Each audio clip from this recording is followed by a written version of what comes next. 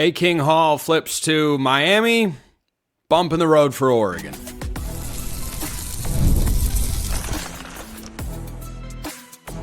You are Locked On Ducks, your daily podcast on the Oregon Ducks. Part of the Locked On Podcast Network, your team every day.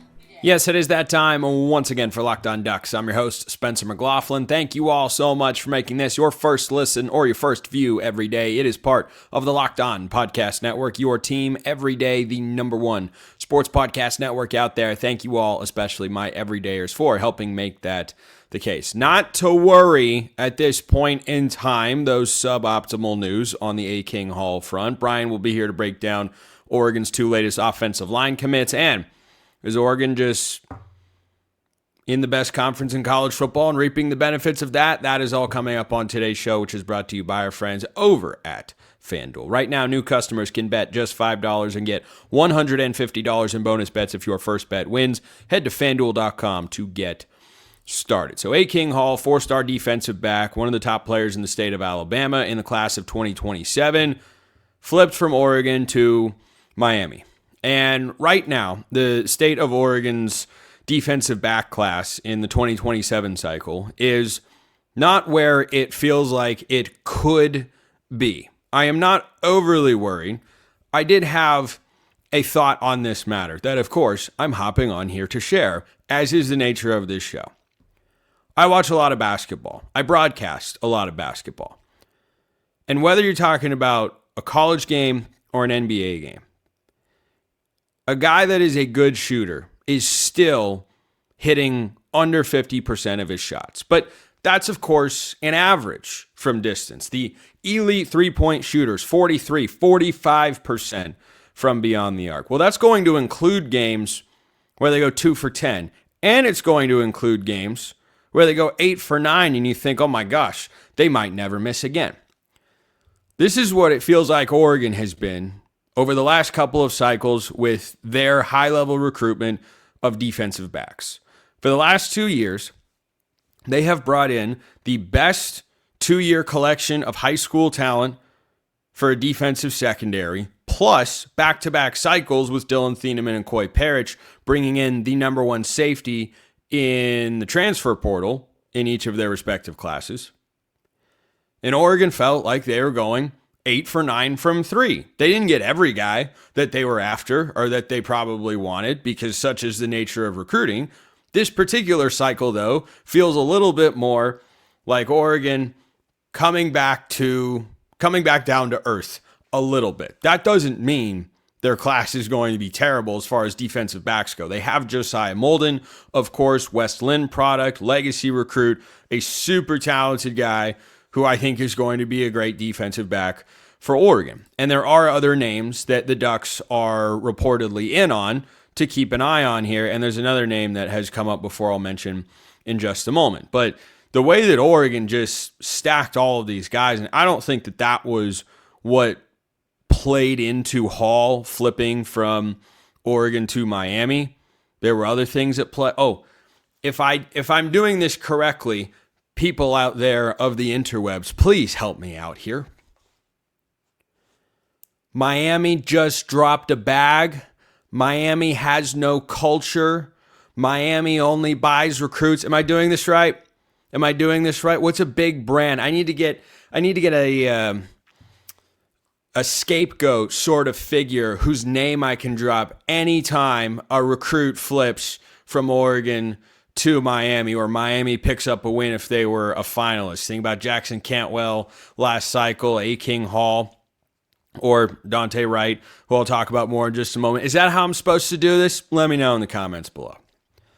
Obviously, I'm being facetious there because that whole thing is always ridiculous. Every time Oregon flips someone, oh my gosh, they're just paying for the kid. Okay, yeah, sure. So positionally, it does open up Oregon to do something that I have heard they are going to continue to do, and that's attempt to flip Dante Wright. And Wright is one of the top players, regardless of position, in the class of 2027, currently committed to Miami. He was committed to Georgia. There were several folks who thought he was going to flip to Oregon. Instead, he flipped to Miami not long ago. So, couple of recruiting battles here with Miami that came on the heels of a couple of defensive back recruiting battles with USC that did not go Oregon's way. And yeah, it doesn't feel the best that it happens to be to those two particular programs for very different reasons. But at the end of the day, it's the same outcome, that Oregon is going to go out and be able to be very aggressive with their recruiting pitch to guys and say, hey, we've got one other defensive back, but we see you coming in and being one of the foundational corners of this particular class. So I think they could still go out and probably will try to flip Dante Wright again.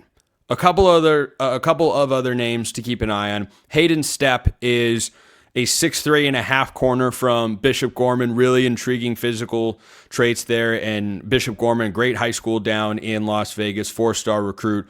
Oregon has offered him and is in on the recruitment there. Brandon Sherrard, another guy that they have offered, and according to 24/7 Sports, they are certainly in the running for. So those are a couple of names that could pop up as quote-unquote replacements for Hall and Wright if they're not able to land those two guys. But, you know, on the heels, as I was thinking about all this of Danny Lang going to USC and Honor Fa'alave Johnson, and who knows, maybe one of those guys could be a flip candidate down the road. It just had me thinking about what was the right way to frame this particular discussion, because this is very unlike Chris Hampton, Oregon's now full-time defensive coordinator, who was a 24/7 Sports Recruiter of the Year, I think it was 2 cycles ago, because of that defensive back haul that he brought in as Oregon's then co-DC and DB coach. So I fully expect that he will get the train back on the tracks and land a couple of more guys. The other good news that you can think about if you want to focus on something other than the fact that Oregon struck out on some big-time prospects here is, number one, I've heard from several different people that Oregon is about to get on a heater in the coming weeks and especially months in the summer, and that their class that sits 11th nationally is still well within reach despite these guys picking other schools to get back inside the top 5 again in the entire country. Pretty good place, would be a pretty good place to be. And even after a miss like this, and Hall was one of their highest rated recruits, then all of a sudden Oregon's class falls all the way down to 11th. Oh no, what a disaster. So it's certainly not the news that you wanted to hear.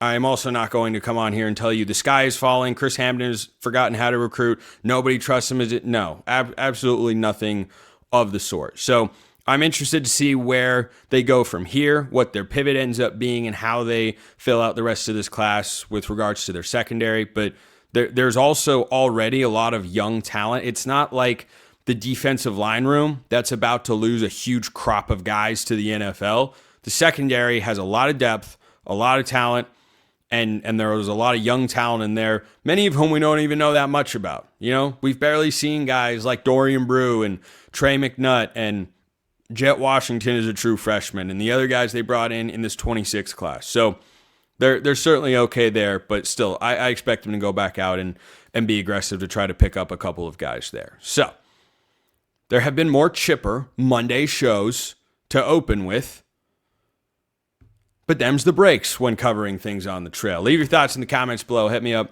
on Twitter, however you want to get in touch. Let's go more optimistic here. Oregon's 2 latest offensive line commits, Brian loves them. First, this episode brought to you by our friends at FanDuel. The NBA playoffs are here, and every possession matters. If you're looking to get even closer to the action, FanDuel has a great offer to get you started. Right now, new customers can bet $5 and get $150 in bonus bets if your first bet wins. That's right. Turn $5 into $150 in bonus bets just for getting started. You'll like using FanDuel during the playoffs because everything you need is right there in one place. You can check stats, trends, and matchups before making your picks, which makes the whole experience feel a lot more informed. Whether you're looking at player props or just following your favorite stars, it adds another level of excitement to every game. It's a really easy app to navigate, and it makes playoff basketball even more engaging from start to finish. Anything you want related to Oregon this season is right there at FanDuel too. National title odds, Big Ten championship odds, make the playoff, miss the playoff, whatever you're feeling, Oregon is indeed over there on FanDuel. Head to FanDuel.com to get started. And you got anything else you want college football related to if you are so inclined. FanDuel is the place to do it. FanDuel, play your game. Thank you for making this show your first listen or your first view every day. If you tune in to every episode and want to level up, check out the Locked On Everydayer Club. For $5 a month or $50 for the year, you get access to ad-free audio, access into our members-only Discord chat, and other perks as well. Click the link in the description below and become a Locked On Everydayer Club member today. What did Oregon pick up on the trail with their two latest offensive line commits? To talk about that and the film, Brian Smith, longtime recruiting analyst, host of the Portal podcast here at the Locked On Network. Cameron Wagner, Gus Corsair, these are the big guys up front that might be protecting, I don't know, one day when they are potentially starting offensive linemen for the Ducks. So, Brian, let's start with Wagner. He seems to be the more highly coveted of the two in the recruiting cycle at this point in time. You checked out his film. What did you like? Number one, you can't cheat. No, I'm talking really bad. You cannot talk about that frame and say, okay, that's not what it looks like, because it is what it looks like. He's 6'6", 6'7". He's 300 pounds, and he can move in space. Every time you want to get a player to play tackle, you want it to look like that. Secondarily, he's just a physical guy. This is before your time, but he reminds me of Nebraska, late 80s, early 90s. Like, Oregon is turning into old school Nebraska. I'm going to talk about this with the next kid, too. They completely remind me of Nebraska, like right at the edge of the Tommy Frazier era. That's before you were born, but they were really good at running the ball. Brian, I think there are plenty of folks in my audience here. I look at my demographics on YouTube. Plenty of people that are watching this show right now remember. It's not everyone. It is not everyone, but right. It is enough. Fear not. But those are compliments, because I can remember games where Nebraska ran for 400 yards against top 25 teams. You'll take that? Yeah, exactly. I didn't think you did that unless you were a service academy, old school Georgia Tech. But they were running option, and they had guys at quarterback that were running backs. So right. They had big-time players, and they had linemen like this. Wagner wants to punish players. Now, he's playing at a small county school just east of where the University of Illinois is. Like, Illinois is like 10 minutes away from his home. It's odd that he's going all the way to Oregon, but welcome to Oregon recruiting, as I say on your show almost weekly. To that end, right tackles, I think where he ends up, maybe he can play left tackle, but I know that he dominates in a physical manner that just makes me say, old school Nebraska, we're going to come downhill, we're going to try to beat you up. And Dan likes that. They've proven that throughout his time in Eugene. I like it, and he can bend, he can move laterally, so yes, he can pass pro and all that, but I don't think he's dominant in the pass game. I think he's dominant as a run guy. Give me him at right tackle any day of the week, and I think Oregon fans should be very happy. Is that why you look at him as a right tackle rather than a left one? Because if you have a right-handed quarterback, protecting the blind side is more important? Or like what led to you saying like, oh, I take him at right tackle over left? Left tackles are usually those guys that are so naturally flexible, like their heel is on the ground, even though they're 6'6", 305 kind of guys. It's just God-given. Wagner's pretty mobile, and he can bend. I don't think he's quite on that level. Like, he's not Maxwell Hiller, the kid going to Florida, but he's that next tier. And again, he wants to strike. When you're playing left tackle, you're going up against guys that are pass rushers like Wyatt, the kid for Oregon. Yeah. That's the kind of guy I'm not sure I want Wagner going against, because he'll get him 9 out of 10. But the one that he misses will be a whiff, and your quarterback gets a blind side to the ribs. That just can't happen. I mean, at least you have to mitigate it. He's overly aggressive. He might be the kind of guy that gets out over his toes and gets double moved, and it's just a free-for-all to the quarterback. That's where bad things happen in the film room the next time they go to meet with each other. So I like him at right tackle. You're still going to go up against a lot of good DNs, but there are more on the other side. Do you see him as a guy, you talked about the run blocking component to him. Could he slide inside, play guard? It's possible that, I mean, the mentality is absolutely there. Is it functional? Maybe. He's a tall dude, but it amazes me how many 6'6" guys are now playing guard. It's like, it didn't used to be that way, but more and more of these big fellas aren't waist benders, they're knee benders. But the guy that's 6'1", 285, I worry about him against that one on 3rd and 1. He's not going to win it's not possible. Is it ideal? Probably not. That's why I like the other kid even better that we're getting ready to talk about, but we'll get into that in a second. But it wouldn't be the end of the world. And if you're Oregon and you're moving Wagner inside, that means you got somebody even better at tackle. So there's different ways to look at this. And Oregon recruits O-line well enough. That could come into fruition. Yeah, let's pivot now and talk about the other latest O-line commit. They have 3 since Drew Fielder flipped to USC a while back. Avery Michael, the tackle, super athletic guy, is another one who we've talked about before. But Gus Corsair, frame-wise, to me, projects very much as an interior offensive lineman, 6'2.5". He's listed under 300 pounds right now. That can go up. These guys are still juniors in high school right now, probably finishing up their junior year depending on the calendar and such, but somebody who you like a lot. I like him even better than Wagner, and it's for a couple of reasons. You talked about this size.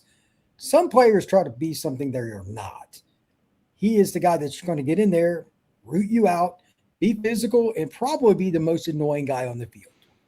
He's the player that the other team's fans hate when you go on the road. But that's good for you if you're Oregon, because on 4th and 1, we know we have a guy that we can either A, run behind him on a single block, a duo play, zone, gap scheme. It doesn't matter.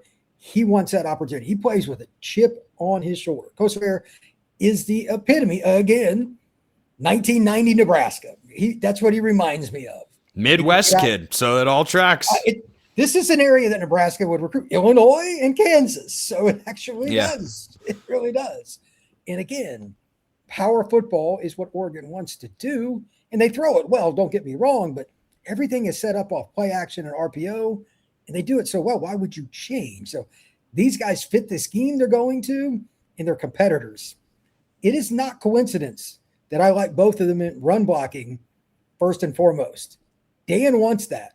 It is obvious. He is Kirby Jr. That is my nickname for him because that's what he's trying to do. That's not a bad thing, by the way. So no, it's not. If junior is lesser than senior and senior has back-to-back national championships, Oregon fans will take one in the next couple of years, and then we can sit with that for a while and everything will be okay. I'm sure you will sign up for that now. I would sign up for it in a heartbeat. If you guaranteed, random hypothetical, we didn't plan to go in this direction. If you gave me a pitch of guarantee in the next 2 years, but then no more for the next 10, I'd probably take it. It's hard to win a title. It's hard to win a title. So it's very hard. Yeah, it's very hard. To wrap this thought on these two guys, I want to go back to Corsair. When you have, checked out his tape and seen that he's really good in run blocking, and I don't think he's going against a super high level of competition in the state of Kansas, so I think there's going to be an adjustment phase there.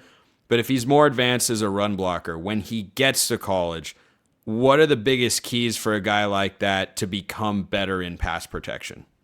It's just reps. Nothing against Kansas high school football, but there are too many guys that are kind of similar to this Spencer McLaughlin guy that I know. Yeah, they're you see it when you look at the tape. Corsair is obviously a Division I prospect, but you also look at some of the guys he's blocking, and you can see the fundamentals really waver or slip on a rep, and it still looks good. Yeah, because you go, because the other guy is like 5'11", 212 or something. It's like, well, that's not really fair. Yeah, I would imagine Corsair's 270, 280 at least last year's film. So it's just a bludgeoning. It's kind of a hammer nail situation. And every now and then when he did get his hands inside, it was over. like a ping pong ball. He just launched guys. So for the pass pro, that is hands in the exact spot you need against really athletic guys. He's got to go against Wyatt and everybody else on that D line in practice. It's just reps, and it is super hard. If you go to an NFL game, what are they working on before the game? that pass pro stuff and passing those guys off, it is minuscule. The error that you have, like the slightest error, and it's quarterback gets mammoth hits. So that's just a rep thing. And I can only imagine the difference in what he's going to go against. Yeah, it's going to be sizable. And like for me, in my head, when I think about where a kid's coming from, that frames my expectations for whether he's going to play early in his career. To me, Wagner would be the more likely of the two, but I think he's coming in at a spot that's going to be tough to have playing time at Oregon. When you think about Ihanacho's going to enroll in the fall, he could play as a true freshman at a couple different spots. Fox Crater is probably the starting left tackle, redshirt sophomore, could be with the Ducks for the next couple of years. And you've got Tommy Tofi, and Janoris Wilson is still around. Plus there are other guys in kind of that are the next line, the next group of guys. So I think it's great, of course, that Oregon keeps adding these sorts of guys, but I think both are probably more developmental pieces. Is that how you see them? If either one of them starts before their junior year, it would be surprising, or there's been a girth of injuries. It's one of the two. And that's where, look, there's no nice way to say this. O-line, D-line, and quarterback. In a private room, every coach in America is going to tell you that's what they want. Junior, senior, fifth-year senior. On the recruiting trail, son, you're going to play early. That's just how this works. Yep. They're all liars. So that's just the way it is. But that's why Oregon's good. Look at their depth chart. How many juniors and seniors and fifth-year seniors are going to be on the O-line and D-line in the starting lineup this year? I bet it's 80% or more. It's a lot. You've got a fourth-year starter at center, a fifth-year player, third-year starter at technically second year, but really third-year starter at guard. You could have a fifth-year starting at guard. Michael Bennett, I think, played 3 seasons at Yale. Yep. Yeah, and so that's his fourth year. Fox Crater would be, I think, the least experienced of the bunch. He's a third-year guy. And he's a third-year guy. And then the defensive line, it's experience all over the place. I feel like of those 3, and then we can get you out of here on this, Brian, quarterback, O-line, defensive line, definitely the hardest places to play. I feel like defensive line is the easiest to play as a true freshman. You agree? 100%, because it's not knowing where everybody's at necessarily. You've got a gap, but you got more room to maneuver with whatever move you want to go with, etc. Like quarterback needs to know where everybody's at. It's by far the hardest. Yeah. In O-line, it's 5 guys trying to play as one. That's still pretty rough, but there are some intricacies to it. So, yeah, if an O-lineman comes in and plays at Oregon, I mean, that's a special football player. Yeah, that tends to be how it goes. Last starting true freshman left tackle Oregon had, I believe, was someone named Penei Sewell. He's pretty good. He's done well for himself. And you as an audience do well when we bring on Brian Smith, recruiting analyst, host of the Portal podcast here at the network. We appreciate it, as always, Brian. When we get back, is Oregon just in the best conference in college football?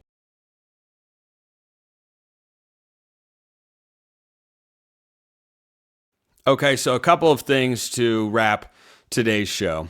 One is an SSA. One's a story that my guy Cody Stovall over at Locked On Oklahoma State sent to me, and he talked about on his show. You can go check out his thoughts on the matter if you are so inclined. But he was sending me a message the other day saying, "Hey, I want to know what Oregon's thoughts are, and what the thoughts are of Oregon fans on this particular notion." And this was something I remember touching on very briefly, because I don't know exactly how far the talks got, but from my vantage point, they were loose but not super duper serious. Like Oregon poked around, was interested. And this regards Drew Mestemaker, who Oregon is going to see in week 2 when they travel to Stillwater in a return trip to go play Oklahoma State. And Mestemaker was at North Texas this past year, and I believe was the leading passer in all of college football. And his head coach, Eric Morris, who, by the way, I believe there was a crossover for one season of Lanning and Eric Morris. I'm going to double check this off the top of my head. I believe Morris was the offensive coordinator at Washington State for 1 year while, I have discovered this in real time as I record the show.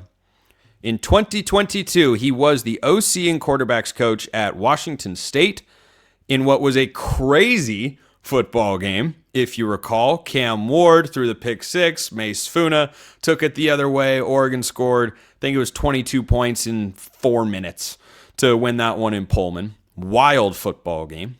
Anyway, what Cody was talking about over on his show is that Oregon had explored the idea of bringing in Drew Mestemaker. And I'm curious to hear your thoughts on this particular matter, because essentially what that says to me is Oregon was exploring taking Drew Mestemaker and making him the next Dante Moore, as in a transfer who comes to Eugene, and now Dylan Raiola sits for a year behind a better, more experienced guy and gets ready to start the following season. I think it either meant that, or when they explored adding Mestemaker in the portal and pulling him away from the head coach who he just played for and led to the American Championship game at the Group of 6 ranks.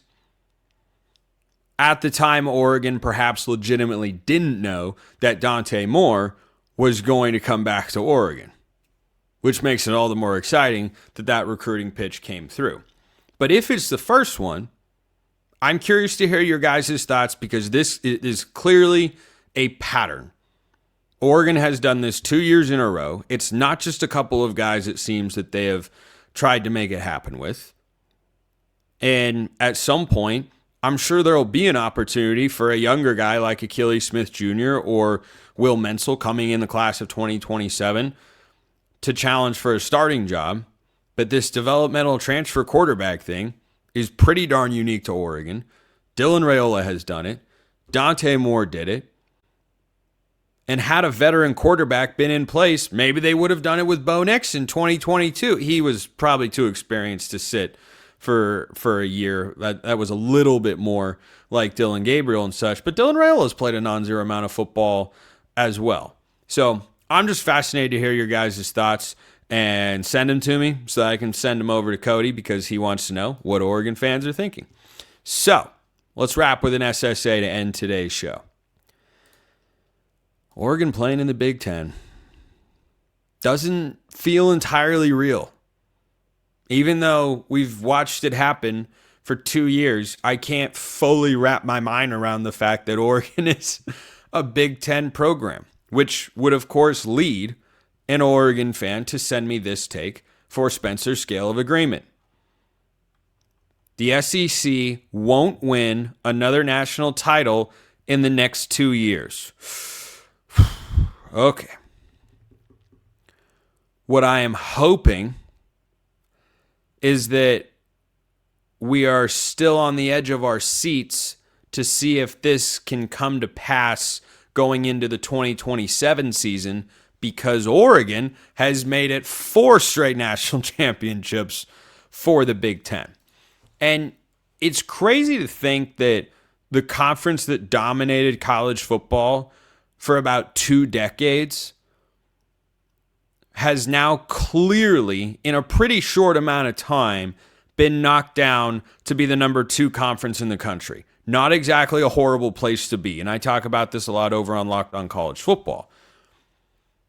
But 4 years ago, the path to Oregon playing in a league that is competitively viewed and treated at the same level or above the SEC wasn't there, even though the Pac-12 was getting really good. I've seen folks make this point from time to time when NFL draft conversations pop up.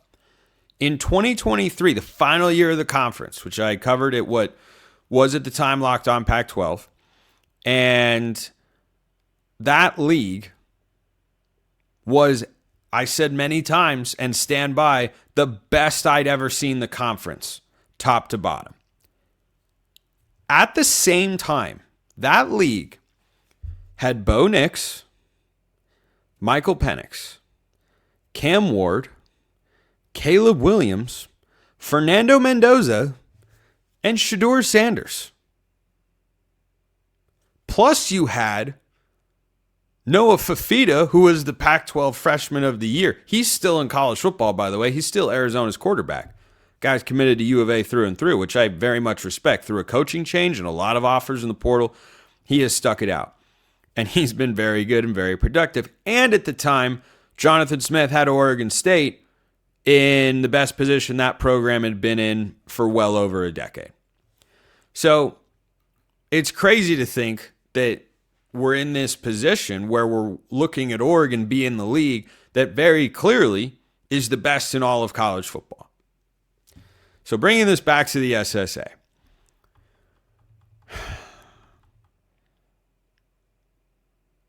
I have to try and left brain, right brain this thing, Bo Burnham style, if you will, but without the theatrics.